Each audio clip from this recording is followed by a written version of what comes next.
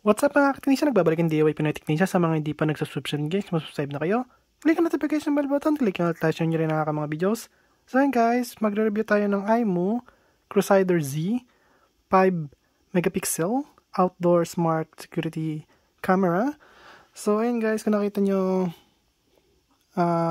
meron siyang 12 times na zoom in. Ayan guys. So, ibig sabihin po nung mix zoom in, so pag zoom in nyo siyang ganon, pwede nyo siyang scroll left or right, up and down. So hindi siya yung zoom in nyo lang, tapos hanggang down na lang. Okay guys, so pwede nyo zoom in anywhere doon sa zoom in nyo. So yan guys, 3K siya. At ayan guys, kung nakita nyo, meron siyang human detector, human detection, vehicle detection, two-way talk. So ayan guys, sabi ko sa inyo, ang kailangan yung pag bumili kayo ng ganitong camera ay two-way talk guys. Wag yung one-way lang. Okay, kailangan two-way talk. Yan, two-way talk. So pwede nyo kausapin yung nasa harapan ng camera nito, at pwede rin kayong kausapin sa phone nyo gamit yung camera, gamit yung speaker nito. Or yung microphone. Okay? So, ayan, may smart full color night vision na siya, guys. So, kahit na madilim, ay kitang-kita pa rin yung full detail niya, guys. So, ito nga pala may kasamang 128 GB or gigabyte. Tama ba, gigabyte? So, ayan, guys. Mismo sa iMO yung micro SD card na yan guys. Okay, so sa iMO lahat yan. So kasama na siya sa package. Okay guys. So dito guys, kung nakita nyo, ayan yung mga pwedeng mangyari. Tapos dito sa likod yung mga languages niya guys. Ayan. So kung nakita nyo dito, ito yung times 1, ganyan kalaki syempre. Tapos yung times 12, ayan guys oh. So kitang kita nyo ma-zoom in to na detailed. Okay? So dito guys, pwede siya sa outdoor. Weather proof siya guys. So pwede siya mabasa ng ulan. So ayan. So kung nakita nyo dito guys, meron siyang H.265 5 megapixel 3K. So ayan guys, 12 times zoom in or zoom out. Zoom in to guys. So, zoom in yung ganyan. So, pan and tilt. So, yan guys. So, weatherproof. So, hindi siya nababasa ng ulan. Motion activated spotlight. So, pag may gumalaw, automatic bubukas yung ilaw. At meron siyang security siren. Wi-Fi enabled. So, ibig sabihin po ng Wi-Fi enabled guys ay pwede ka siyang connect sa Wi-Fi or pwede siya i-connect sa UTP cable. Ayan.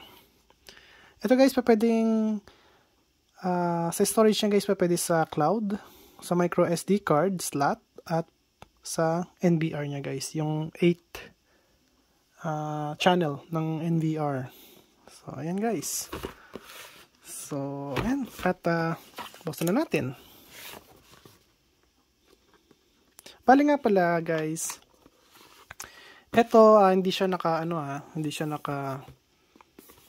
plastic. Naka lang siya, guys, oh. Yung tape mismo, ito. Itong nasa loob. Ito kasing tape na to, guys, galing dito yung pinagtapean nito, guys, ito. So, baka makakuha kayo ng naka-plastic. So, ganun pa rin guys. Original pa rin yung nasa plastic. Kasi ito, kaya tinanggal yung plastic nito siguro. Kailangan ilagay itong micro SD card. So, in both ways guys, okay naman. Basta kung sakaling ganito na yung makuha nyo, wala na sa plastic, kailangan may original na packaging tape siya guys. Ito. Ganito yung original packaging tape nila guys, ang itsura. Makapal yan guys. Ito kasi yung tape na regular manipis lang to guys. Ayan o. Pag makapal yan, may tunog. Malalaman nyo makapal eh.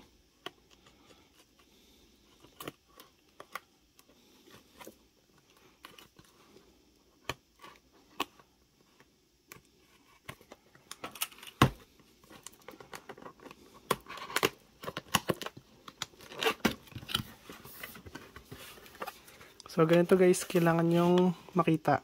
Oops! Parang mali ata na guys, no? Tignan nyo, oh. Ang weird, no? Kasi ito dapat nandito eh. So, hindi ko sure kung bakit nagkaganyan yan. Baka sa pag-deliver guys, so kumakalog. Pero okay lang. Basta wala lang fingerprint na makikita ako. Is okay lang yan guys.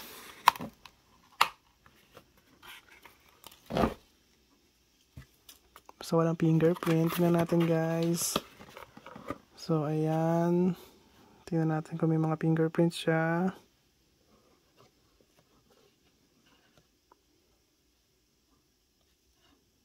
Okay naman. Okay naman siya guys. Kunin muna natin to.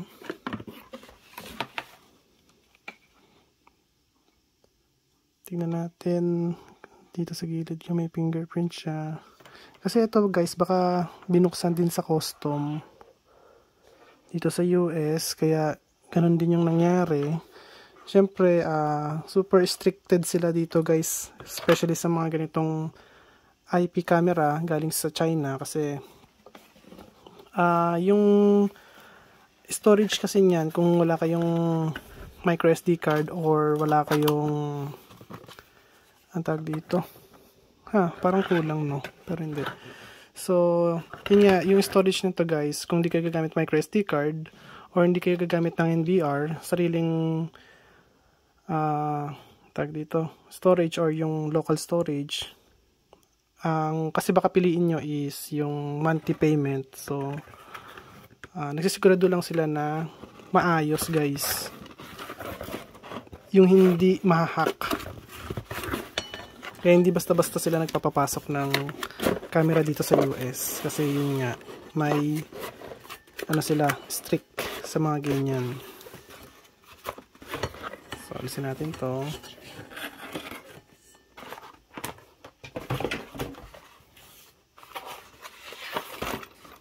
I hope guys yung sa inyo hindi magiging ganito yung tsura. Tulad nito sa akin.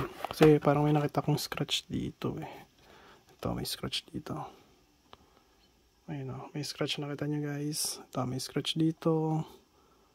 Ayun o, daming yung scratch. Ayun o, daming scratch. Kasi nga, wala na yung rito, yung protection.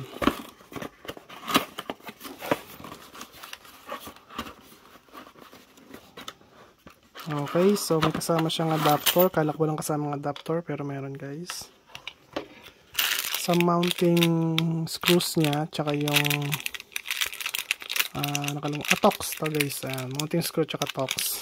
Kala ko nakalimutan ko. Ito naman ay para sa tag dito guys sa UTP, sa RG45. Ayan o, RG45. Tapos ito, mounting sa ano to? So ito guys, mounting dito sa may likod. Ayan, dito siya nakakabit.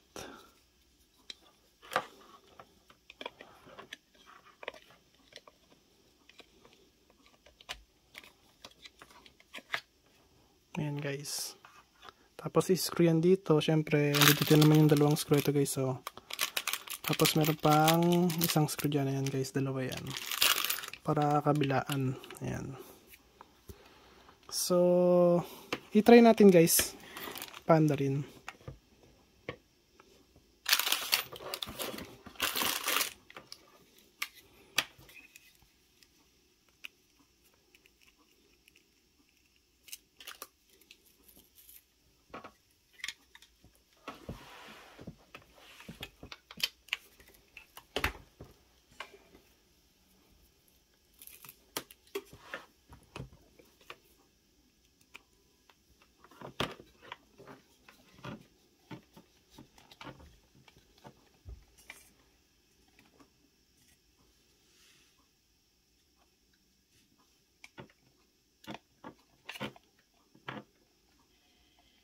nagalaw na.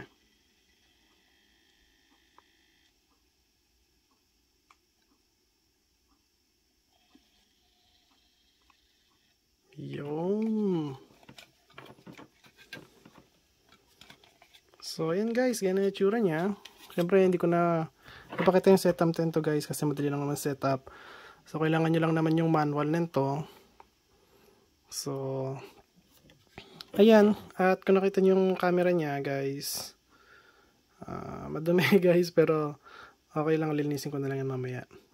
So, meron siya ritong, ito guys, sa 10, sa 20, sa 20 tuloy, sa 12 times na zoom in. Ito guys, yung regular lang na camera niya. Kaya dalawa sila guys. Okay, tapos dito naman, etong dalawa na to, para to guys sa night vision camera. Night vision na LED niya. Tapos ito naman guys, yung para sa, tag dito. Okay, so dito, etong dalawang to, infrared.